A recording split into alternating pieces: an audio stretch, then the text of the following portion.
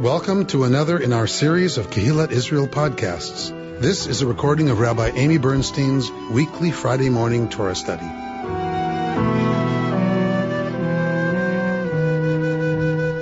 Like we've said a lot of times, a rabbi's not supposed to have a favorite Torah portion. However, rabbis have favorite Torah portions. So this is one of my favorites. We've been talking about it for weeks now because we knew it was coming on the one hand, and because we've raised issues about the whole idea of a physical kind of representation of our relationship to the sacred. So we've been for the last many weeks, we've been in the description of the Mishkan, of the tabernacle, the traveling sanctuary that the Israelites were commanded to make in the desert. And we had a whole conversation about why. Why do they need a sanctuary? Why does God need a sanctuary? Why would God, our character God, command this? We had a whole conversation about that. So feel free to listen back several podcasts through now to kind of get the fullness of that conversation. That conversation led us, even several weeks ago, to a conversation about this week's Parsha and the events of this week's Parsha, which of course contains the Egel HaZahav, the story of the golden calf. And the connection, right, we're going to look at a little more explicitly at the end of our shiur, the end of our lesson together in our learning time. But there is absolutely a connection between God's understanding that the people need a physical representation of their relationship to the divine, and this week's episode where we get the people's own expression of their need for a physical representation to their relationship with, we're not sure who. So, So we are going to explore that angle. You know, we've learned this many times before, but the angle I'd like to look at this morning is a I know, look at Mark, he's so excited. Rick's jumping out of his chair over there. So what is it called what is that model? A Freudian model is what? A psychodynamic model. So that's what we're going to look at this morning. Aviva Zorenberg has a chapter in her book on the book of Exodus that we could spend an entire learning season just on the chapter about this Parsha. She is so insightful and so brilliant. It's really quite something. Like this week I was really, again, completely taken with her scholarship, and she's not gotten the fame and attention she deserves. She's one of the greatest of our time. And so we're going to look at the text, and then I want to set us up to talk from a psychodynamic perspective about what is happening here, because it is incredibly rich and incredibly complicated, and there's lots of ways to go at it. All right, so we are in chapter 31 of the book of Exodus. We are at the last verse of chapter 31, verse 18. So if you want to go on to 32, if you're in a book that jumps over chapters, whatever you want to do. All right, so we're starting at the end of 31. I hear you. For me too, with glasses on. All right, so Moshe has just gotten the commandment of Shabbat. V'shamru b'nei Yisrael et Shabbat la'asot et Shabbat l'doratam brit olam. You all know all of this because this is part of Kiddush, or actually no, it's part of our liturgy. So right after the commandment to keep Shabbats, upon finishing speaking with him on Mount Sinai, God gives Moshe the 2 tablets, ha'edut, of witness, stone tablets inscribed be'etzba Elohim, with the finger of God. So the rabbis ask, what does that mean? And they say it was a miracle that God carved the tablets all the way through. So the writing goes all the way through the stone, but you can read it on both sides.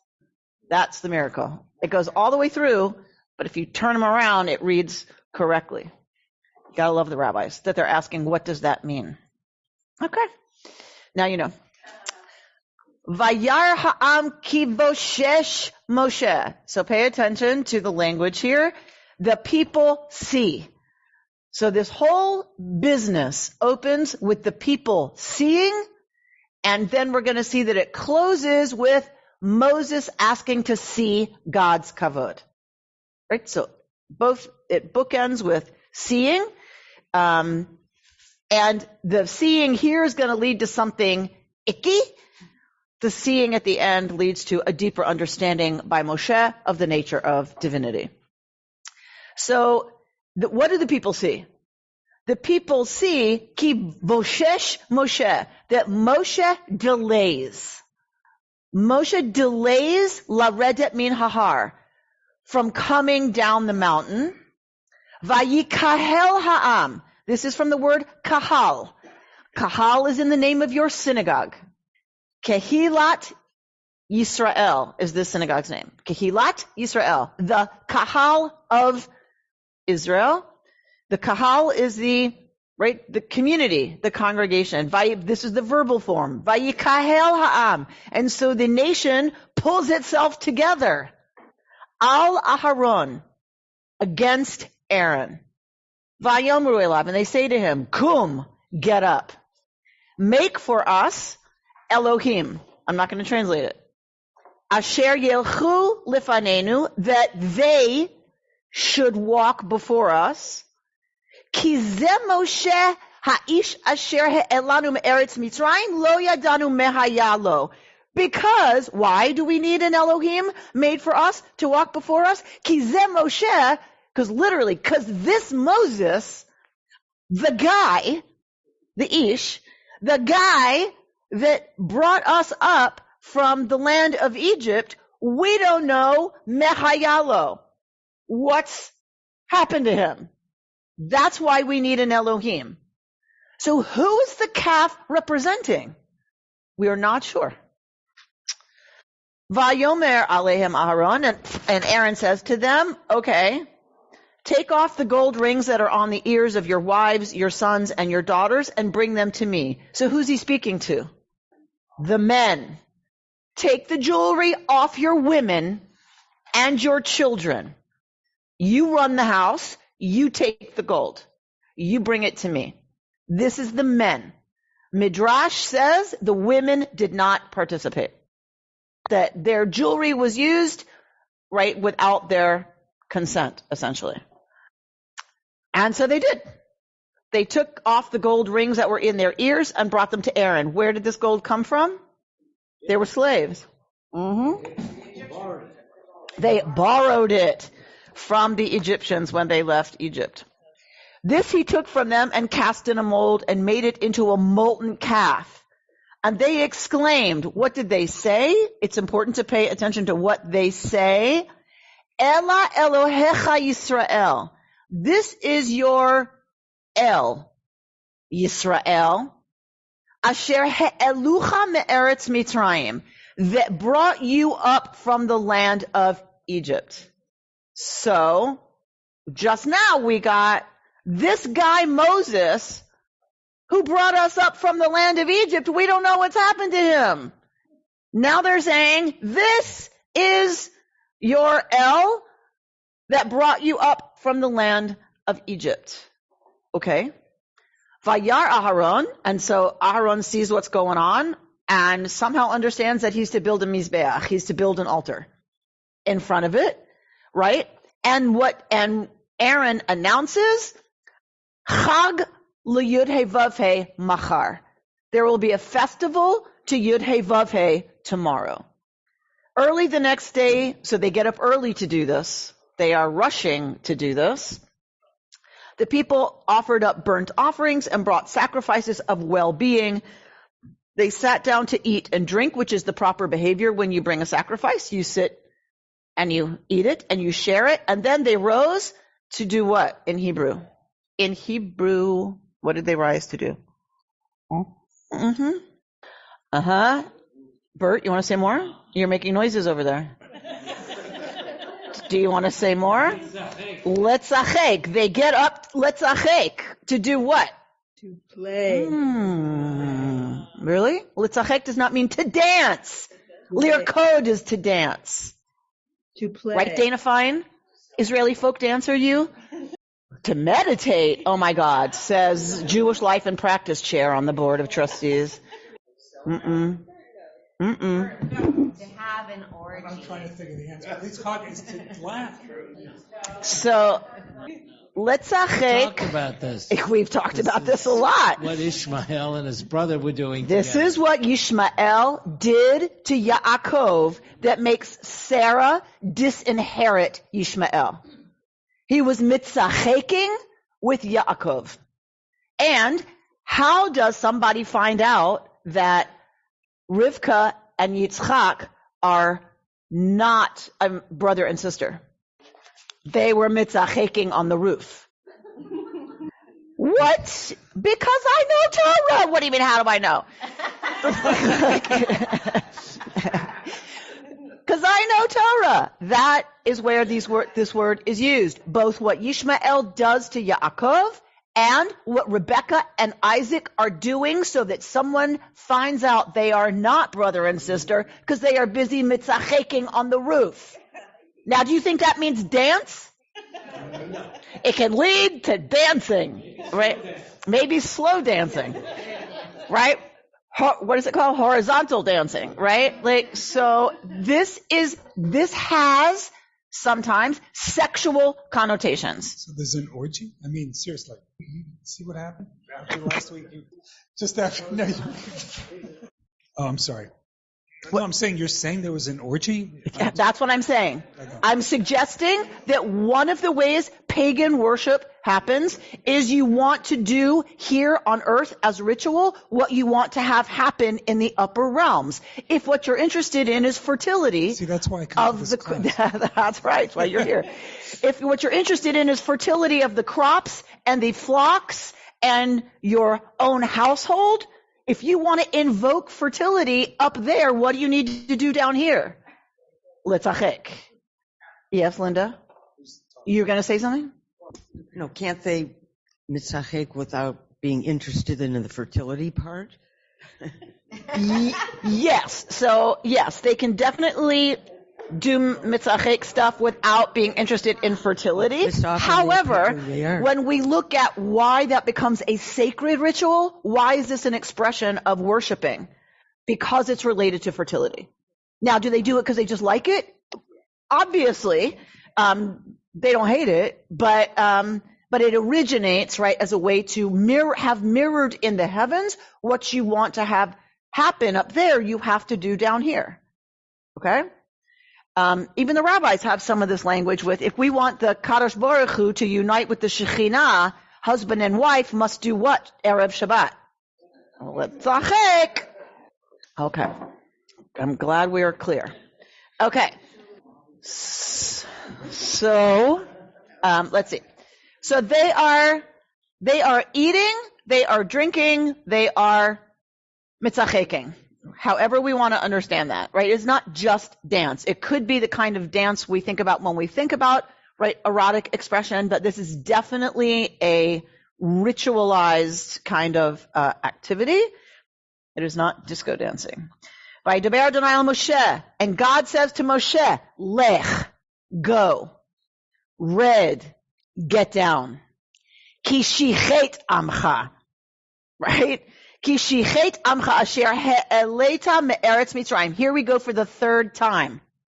Get down, because your people, who you brought up out of the land of Egypt, not that thing they're dancing in front of, you brought them out. Notably, who does God not say brought them out? God. Right? This people you brought up from your child have acted basely. Saru maher. Moshe boshesh. Moshe delays. What happens with the people? Saru maher. They turned quickly, is what God is saying. Saru maher. Moshe slow, the people are quick to turn. Min haderech asher tzivitam, from the way that I commanded them, right? They have made for them egel masecha, a calf that is overlaid with gold. They have been quick to turn aside from the way that I've commanded them. They've made themselves a molten calf and bowed low to it and sacrificed to it. So they have yishtachavulo, they bowed to it, vayizbechulo, and they've sacrificed to it. And they said, this is the God, Yisrael, that brought you up from the land of Egypt. That's time number 4. This is a sensitive subject. This is the 4th time Torah is reiterating who brought you up from the land of Egypt. This seems to be part of the fixation of the story. This is where Winnicott comes in. The transitional object is Moshe. And we'll say more about that in a minute. And God says, further, Ra'iti et ha'am hazeh, I have seen this people. Am kshe'oref, who? It is stiff-necked. This seems to be really bad. We joke about it, that we're a stiff-necked people. We know this about ourselves. This is a story we tell about ourselves, but it is not a light thing, because what happens next? God, for the first time, says, I've seen them. This is a stiff-necked people. Let my anger blaze forth against them, that I may destroy them, and make of you, Moshe, a great nation. Stiff-neckedness is so bad that God is ready to destroy the nation completely. All of them. Every last one of them down to babies. That's how bad this is. So we tend to think we understand what that means. Am kshe'oref, hard of neck. But think about, what is it that means that makes it so bad that Yod-Heh-Vav-Heh is ready to wipe out the people? Well, my question was about is the Hebrew actually stiff-necked? Because what does that mean? Is it not to be able to look left or right or up or down, just fixate on one thing? Kashet is hard of, neck. So is that what it is? Like, Okay. Just single focus? We're going to talk about it. Okay.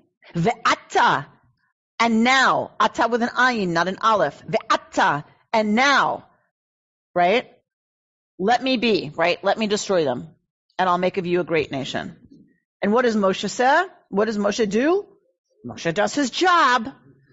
Vayachal Moshe et pnei Adonai Elohav. So Moshe implores the face of Yod-Heh-Vav-Heh, his God, Vayomer, and says, Lama Adonai yechere apcha be'amcha. Why, Yod-Heh-Vav-Heh, would you, don't let your nostrils flare at your people? When God's nostrils flare, terrible things happen. Asher hotzeta me'eretz Mitzrayim, that you brought up from the land of Egypt. Time number 5. We're getting a reference to this. In this case, Moshe is making it very clear. I didn't bring this people up from Egypt. You did. It's your fault. It's your child who's doing all of this misbehaving. You bear responsibility in this more than me. Lama yomru Mitzrayim. Why should Egypt say, in wickedness, in ra'ah, in evil, he took them out, meaning God. Laharogotam, to kill them, beharim, in the mountains, and to wipe them off the face of the earth. Shuv mecharon apcha, turn. Remember, the people have turned? Moshe says, turn from your anger. V'hinachem al hara'ah la'amcha, and renounce the ra'ah, the evil that you're planning to do to your people. Remember your servants, Zachor, remember Abraham, Yitzchak, and Yisrael, your servants, that you swore to them by your own self, I will make your offspring as numerous as the stars of the heaven, and I will give to your offspring this whole land of which I spoke, to possess forever, like as their inheritance. V'nachalu le'olam, as their forever inheritance. Vayinachem Adonai al hara'a asher diber la'asot la'amo. And God renounces the punishment God had planned for God's people. Thereupon Moshe turns and goes down from the mountain bearing the 2 tablets of witness, inscribed on both their surfaces. This is what the rabbis were referencing. They were inscribed on the one side and on the other. The tablets were God's work and the writing was God's writing, incised upon the tablets. When Joshua heard the sound of the people, because he's part way up the mountain with Moshe, in its boisterousness, he said to Moshe, Kol milchama b'machane, the sound of war is in the camp. Like, what happened? Somebody attacked our camp? But he answered, it is not the sound of the tune of triumph or the sound of the tune of defeat. It is the sound of song I hear. As soon as Moses came near the camp and saw the calf and the dancing, he became enraged. And he hurled the tablets from his hands and shattered them at the foot of the mountain. He took the calf that they had made and burned it. He ground it to powder and strewed it upon the water, and so made the Israelites drink it. How did Moses then have the power to make them drink it? I mean, he's been rejected by the Oh, no. He's not been rejected. He hasn't come down. He just came down. He just came down and sees what's going on, and he takes the tablets and he smashes them, and then he orders that the calf be ground and burned, and he's the leader. He makes them drink it. He's still the leader. He's still the leader. Absolutely. Absolutely. So the allegiance to the golden calf was not much at all. All right, so we have to unpack the golden calf. Then you can answer that question, George. You can answer your question once we unpack the golden calf. Is there allegiance to the golden calf that fleeting? So this is where Zornberg pulls on the work of Winnicott. This is where Zornberg pulls on the whole idea of the infant separating from mother, not by the infant's choice. Mother separates from baby to go do the laundry or to go, play pickleball. Like whatever it is mom is doing, leaves the infant. The infant has to have the ability to hold mother in its mind. And and Mark, and Rick and George, you have to correct me when I mangle this. Baby has to be able to hold mother in mind in order to hang on to reality and not come apart. And when baby crosses the threshold of the time that it is able to hold the idea of mother with mother being gone, baby loses its mind and needs a transitional object or another, trusted caregiver to be able to cope with the absence of mother. Enough of these positive transitional experiences, as I understand it, enough of those creates a healthy child who is able to separate from mother and form other loving bonds and to trust that that's possible outside of mother. This is what Zornberg points to when she talks about the episode of the golden calf. Okay? So, Mark, would you give Mark the mic? Can you define, so first of all, it's an erotic connection. So this is talked about as erotic in the Freudian literature, as I understand it. And so that's very important. That's why mitzacheking is here. It's an erotic fixation. It's an erotic connection, not the way we think of it, right? It does not mean sex. It's something much deeper and bigger than that. It is fundamental. Can you explain just quickly, Mark, the idea of fetishism? Where does a fetish come in? Well, a fetish is actually a pathological development that really comes in much later in development, but it has a kind of early analog in the transitional object in that a fetish also is an object that serves as a kind of symbol or stand-in for another object, generally for the penis. And so why is it pathological? It's pathological because, the whole notion of pathology is very problematic in psychology. So the notion of pathological is really a psychiatric notion and not really a psychoanalytic notion. And so why is a fetish not the healthy, best, mature way to relate to a transitional object? Because it does not lead to an adequate discharge of the underlying drive. Okay. It does not lead to a discharge of the underlying drive. This is Zornberg's case. She's making the case that Israel has fetishized Moshe. They are pathologically engaged in fetishizing Moshe. So when Moshe voshesh, when Moshe isn't there for them to project their stuff onto, that underlying impulse to be in union with, then they immediately need another object. And here comes the calf. The calf is a stand-in for Moshe, not God, according to Zornberg's interpretation. So let's look at, and Mark, I brought you Zornberg because it's just delicious. May I it's say just one other thing about that? Huh? May I say one other thing yes, about please. that, or is this not a good time? Do you want to go on? Are we in this topic of?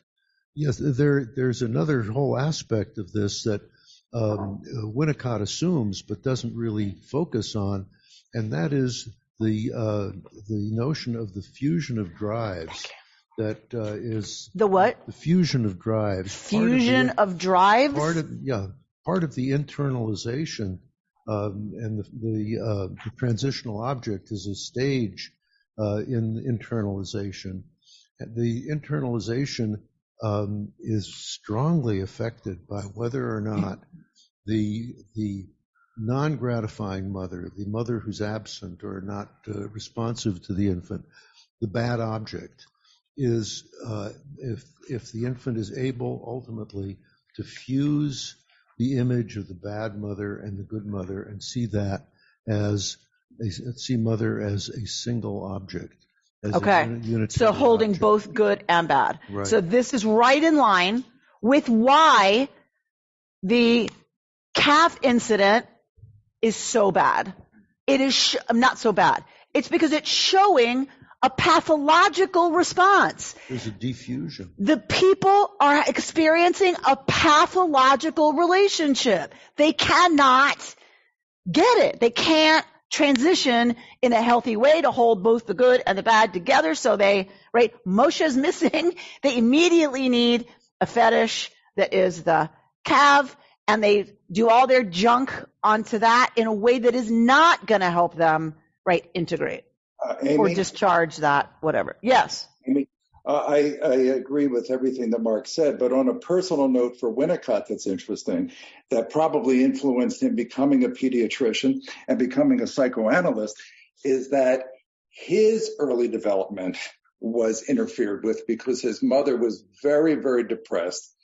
His father was absent, and he had to take care of his mother.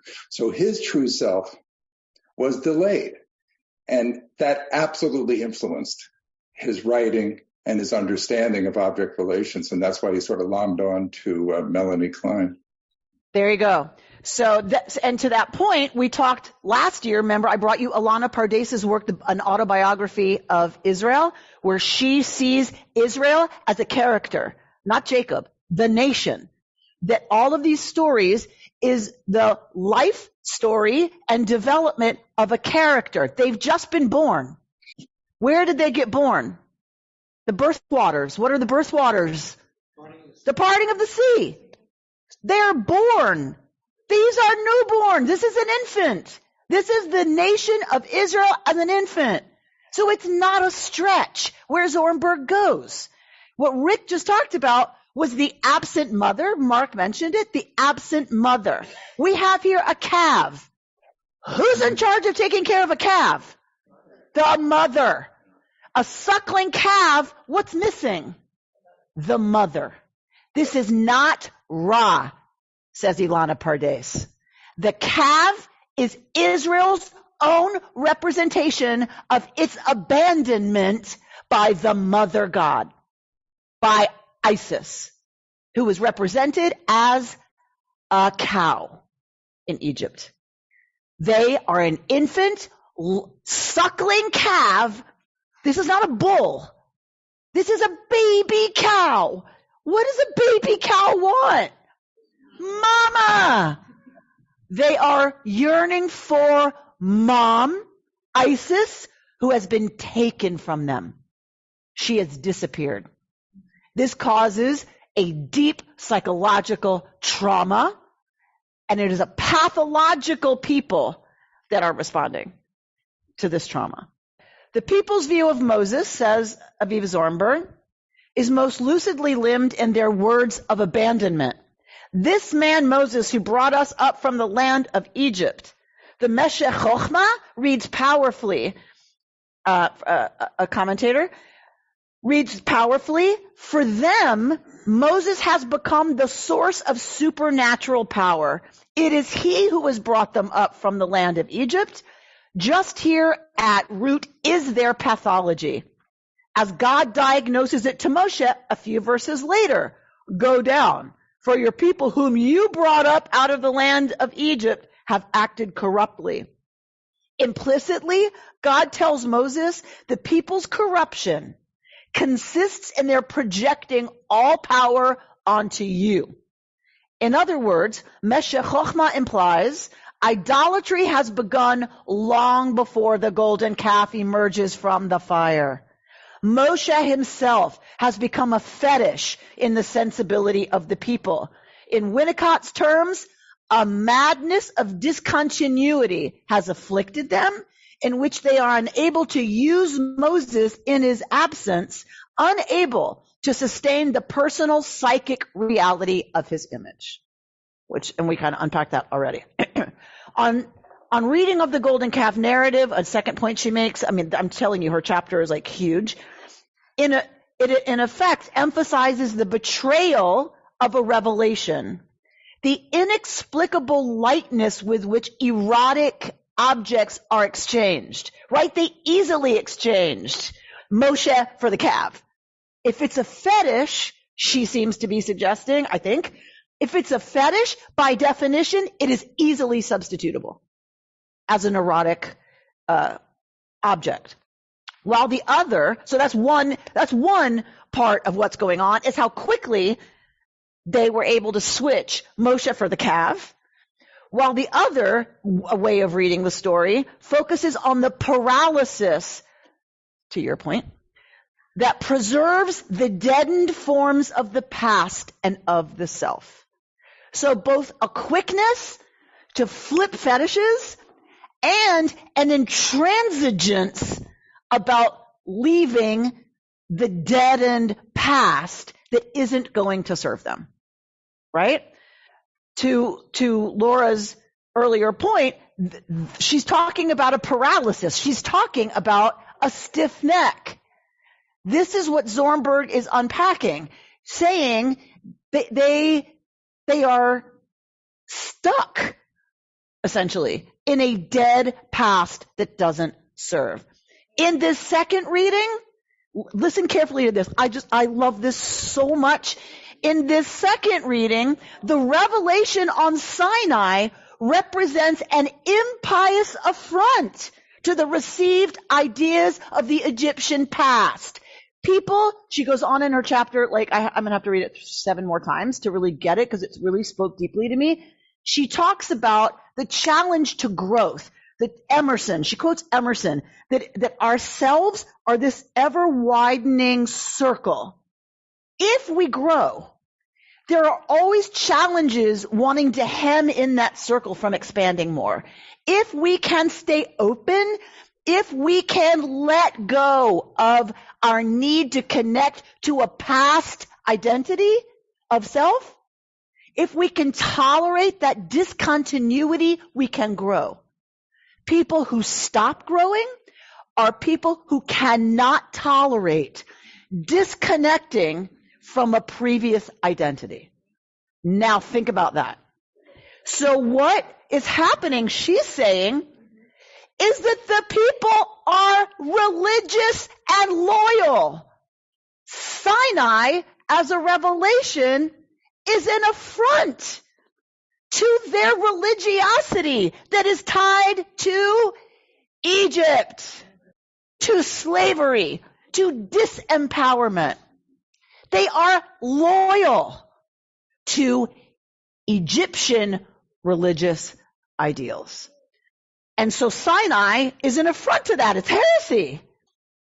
The golden calf is a reaffirmation of the already known, a regression from the disruptive vocabulary of Sinai. Sinai's asking them to grow. That means it is by definition disruptive of who they have been in the past. In this narrative, a lightness, a capacity for transition and transformation is tragically missing from the spiritual repertoire of the people. In God's first accusation of the people, then, nuances of both charges appear. On the one hand, the people have changed too quickly. We read, Sar Maher. They turned quickly from the erotic commitments of Sinai. That's true. They made an erotic commitment at Sinai. And boom, just that fast, they've turned from it. That's true. And on the other hand, they are stiff-necked, sclerotic, invested in the outward forms of the past. Can you drop the mic, please? Yes. Right? Boom. Like, come on, people. Like, we could spend 3 hours unpacking that. But I think that what I love about Zornberg is how seriously she takes the text and what's happening. She takes this very seriously, that it is an incredibly deep trauma and struggle to grow and hang on at the same time. And all I can think of is, well, duh, like isn't that who we are? When we're challenged to grow, isn't that really like terrifying to let go of how we've always done it, how we've always thought about it, the story we've always told ourselves about it? I am betraying that if I change my mind. I'm betraying, Amy, you knew it wouldn't work out. It never does, right? I'm betraying that if I move into trust and expansion and compassion and centeredness, right? I betray that connection because it is disruptive. And I think that is just super insightful. And it allows us, I think, to have a lot of rachmanis for the Israelites. Laura? Do you think she's saying, where she says a lightness, a capacity for transition and transformation is missing, is she saying that there could be some positive transitional object that could help with this movement from before to the future? I think they are missing some kind of ability to move in a positive direction. They don't have it. They're stuck. Yeah, the calf becomes a way to identify with their past identity, which is keeping them stuck. But yes, there could be maybe even fetishizing Moshe wasn't so bad. I don't know. Or maybe it's something that's supposed to be internal to them that they're missing, not some external thing that would help. Yeah, maybe. Dave? Isn't the Mishkan an appropriate? Okay, hang on. We're going to go there. That's Shefa's first text that I'm bringing, so I want to close there. I want to definitely close there with the Mishkan. Okay, because I think it's not an accident that we get the instructions, then we get this incident, then Vayakel Pikudei is the building of the Mishkan. I think 100% you're exactly right, David.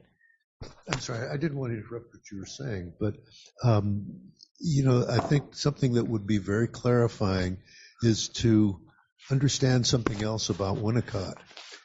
We're talking about this in terms of transitional objects, but his notion of dependency and which really grows out of Freud very clearly. But his notion of dependency, I think, and the growth of dependency, and the fetish, the use of defenses in a very primitive way, not the more mature defenses that don't disturb a person's relationship to the object world, like healthy boundaries, let's say. Yeah, but this whole movement, well, I'm trying to figure out how to say it simply. This whole movement in the infant, for example, and I think it's paralleled very clearly here, moves from a kind of symbiosis, a kind of union, a kind of large-scale failure, not a total failure, but a large-scale failure of the ability of the infant to differentiate itself from mother, and that as that differentiation occurs through, and the bad object is what enables that differentiation to start to occur, as well as just maturation of the infant. Mm-hmm. But as that occurs, is when all of these uses of the transitional object become very important. Right. And you were talking about fetishism.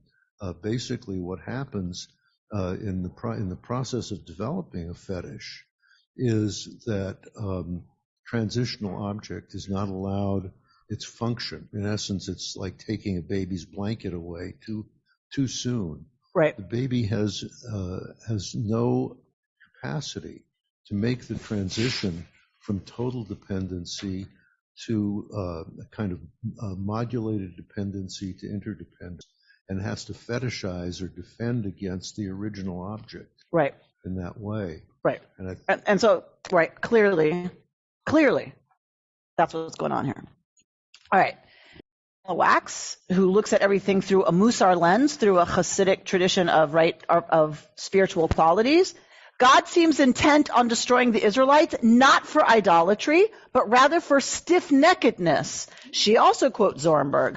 Aviva Zornberg suggests that rather than reflecting infidelity, the idea of stiff-neckedness represents the Israelites' absolute and perverse fidelity to their pagan ways in Egypt. Stiff-neckedness means that they were loyal to a fault. This is effectively the opposite of fickleness and inconstancy. Rather than straying quickly, which we've seen in the Hebrew, from God's way after Sinai, they had actually never accepted God's way at all. So the Alter Rebbe of Chelm, Rabbi Simcha Zissel Ziv, says on our verse, in this concluding verse, we see that the main fault of the people was that they were stiff-necked. That is, they lacked the flexibility to admit that they made a mistake. When someone is flexible, even if they make many mistakes, they will regret them and they will change. But if a person is inflexible when they make a mistake, they will not repent and improve. So, Laura, another interpretation of stiff-neckedness, is that mistakes, even a mistake as severe as idolatry, is forgivable, says the Alter Rebbe of Chelm, if someone does true tshuva. If one does true tshuva, does repentance, then even idolatry is forgivable. The charge of stiff-neckedness and the lack of flexibility was therefore indeed a far worse spiritual transgression than that of idolatry. The true spiritual life requires an openness to change for the better. And she's going to argue this is where our spiritual practice has to kick in. This is why the Mishkan comes next. Because that is the antidote to what's happening here, is that spiritual practice is what offers us an opportunity to reflect on how free we are to explore the places of intractable stuckness and to honor our freedom of choice as a divinely given offering. What is the opposite of stiff-neckedness? In some instances, it might be flexibility. But here it seems that its partner can rightly be tshuva. If stiff-neckedness is the inability to turn, as you suggested, Laura, then the desire and willingness to make tshuva, literally, what does tshuva mean? To return, shuv, to return, literally to turn, and is its complementary and mitigating midah. May we never be so stiff-necked that we can't turn. Yes. I mean, looking at it in the way you've laid this out, it almost seems like the transgression. I always thought of the transgression as the children of Israel, but this seems like a necessary step to me that it couldn't go any other way. Like this is like shock therapy or something, like that, where they transgress, and then they almost need to have it laid out before them in this way. It seems like a completely unavoidable step. And the end of our story that we didn't read is that a plague comes, and they slaughter, the Levites slaughter everybody who was involved.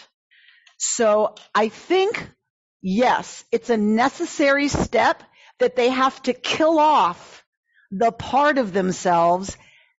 If we take this seriously as the infant, right? This is the infant Israel. The infant Israel has to kill off.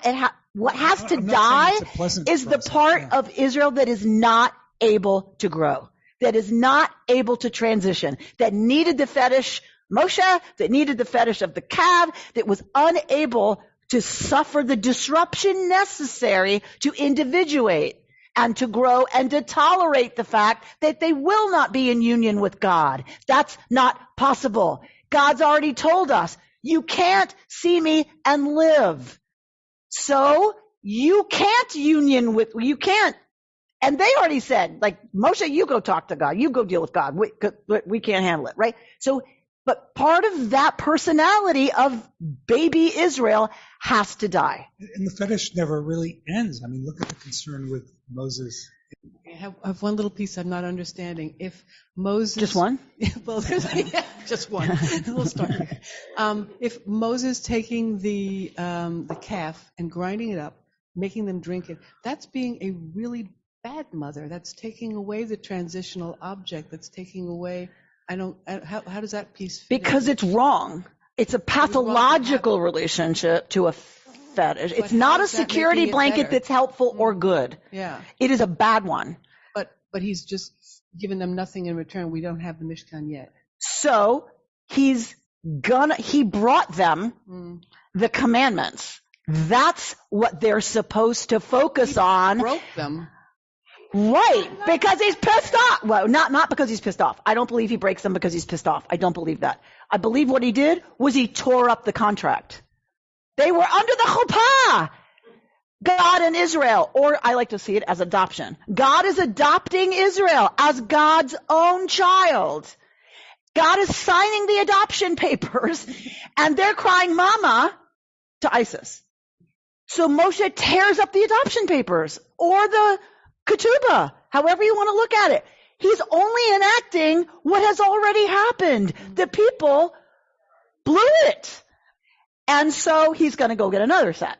But that was what they were supposed to transition using, was a new way to understand a relationship to divinity, not the one from Egypt. But it's also the next step of Moses stepping back and not being the important person in people's life. He's not going to go with them, and he's now already... He's going to be with them for 40 more years. Yeah. And he stays the leader. And what does God finally learn about this infant?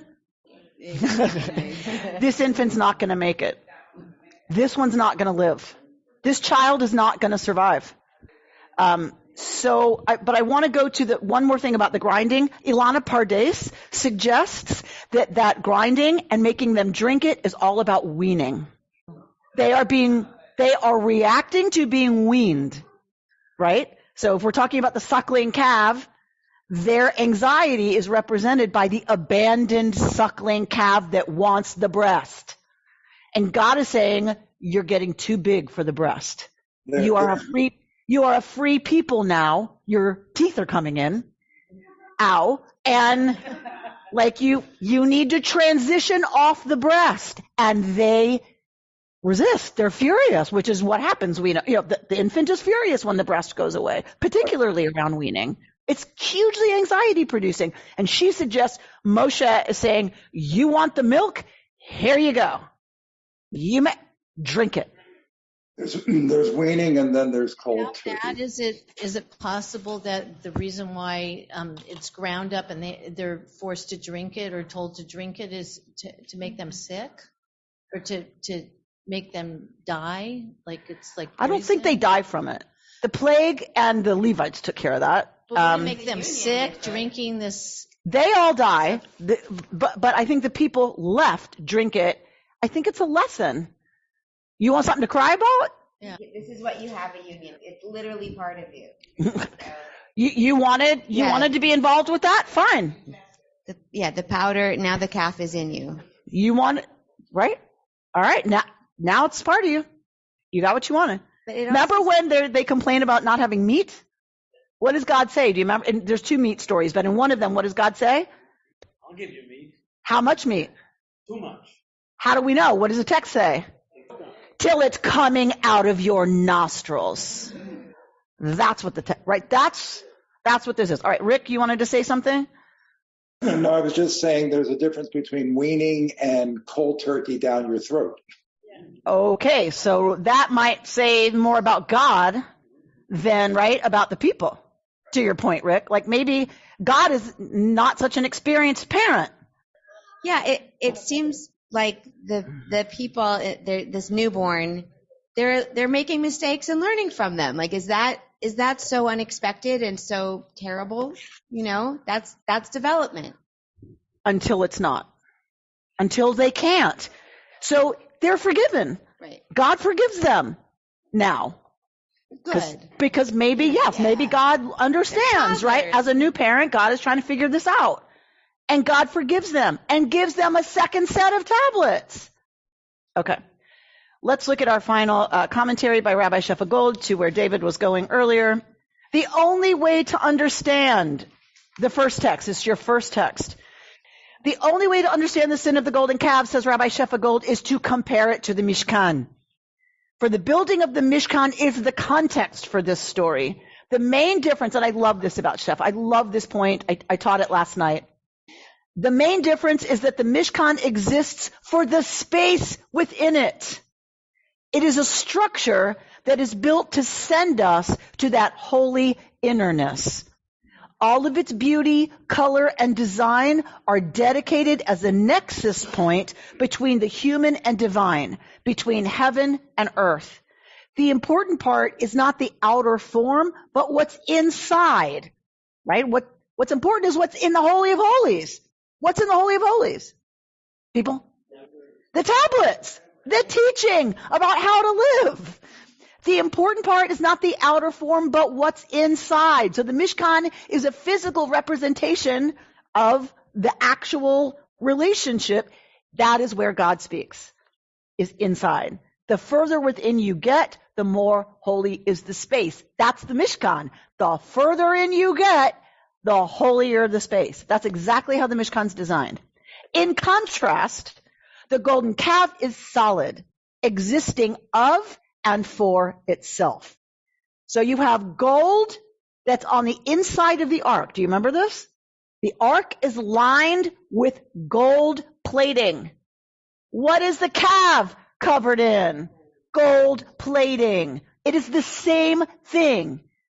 The exact same thing. But that beautiful gold is supposed to delineate empty space in which exists instruction about how to live. The calf is the opposite. It is gold filled with wood or whatever. No, I'm stuck on what you said, the torn up ketubah. So isn't it interesting that they keep the torn up contract and the good contract both? You know, like if you think they'd throw out the torn up, the violation, but I guess maybe that sort of bi-associative sense of keeping both is, I don't know what to make of it except that it's interesting. Well, wouldn't you throw out the torn up pieces? Yes, unless what? But maybe the two things coexist. Maybe it's like you never really banish one and completely endorse the other, but maybe they're kind of in tension. Even I don't know what to make of that. That's exactly what the rabbis say. That's exactly what the rabbis say. They are always in tension because we are human. We are never going to be whole. We are never not going to screw up. But if the pieces are there next to the second set, if the pieces are there next to the whole set, it reminds us that forgiveness is possible. Tshuva is possible. We are always going to be broken. Always. But in the ark are both the ways we screw up and disappoint ourselves and each other, and the ways that we sometimes, every now and then, get it right. That is supposed to be, both are holy, say the rabbis. Yeah, all right, let me finish this. Hang on. The calf has no interior space, which is the antithesis of the Mishkan. It glorifies itself. It is literally full of itself. It represents the most dangerous hindrance in the life of spiritual practice, that of worshiping and staying attached to the forms rather than allowing those forms to send us to the essence that they might point towards. Betsy, this is some of the conversation I've been having with you and David. It's idolatry to worship the forms and not what they're supposed to be pointing towards, is what Shefa's arguing. This is a spiritual challenge of Tisa. How can I dedicate my life to spiritual practice without turning the forms of my practice into an idol? The difference between building a mishkan or a golden calf is sometimes very subtle. I remember going to the Reconstructionist Rabbinical Association conference. So it's a bunch of rabbis. And here comes morning davening. And I'm going to be late to davening. I have to get my, clothes on, my shoes on, and my tallis bag. Where's my tallis bag? At home. It never made it into the suitcase. And I have to tell you, I flipped for about 3 minutes. I spun. I'm going to be in a room with a bunch of rabbis, and I don't have a tallis. I was this close to not going to Shachrit, to not going to services. This close. Why? Because we become attached to the forms. And I said, Amy, really? Really? Your davening is dependent on a piece of cloth with some fringes on it? Really? Wow. How deep is that practice? Right? Not very. Get off your tush and go to services. But it was hard because we have a tendency to glom onto the form instead of what it's supposed to be leading us to, which is fill in the blank, being more compassionate, forgiving, patient, self-loving, other-loving, right? Open, repentant, all those things. The opposite of stiff-necked.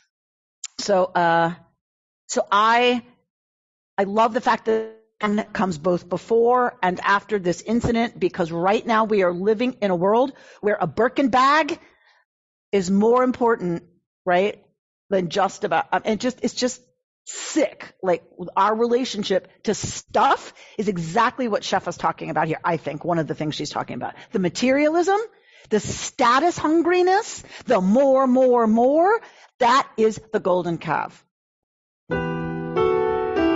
You've been listening to Rabbi Amy Bernstein's Friday morning Torah study from Kehillat Israel in Pacific Palisades, California.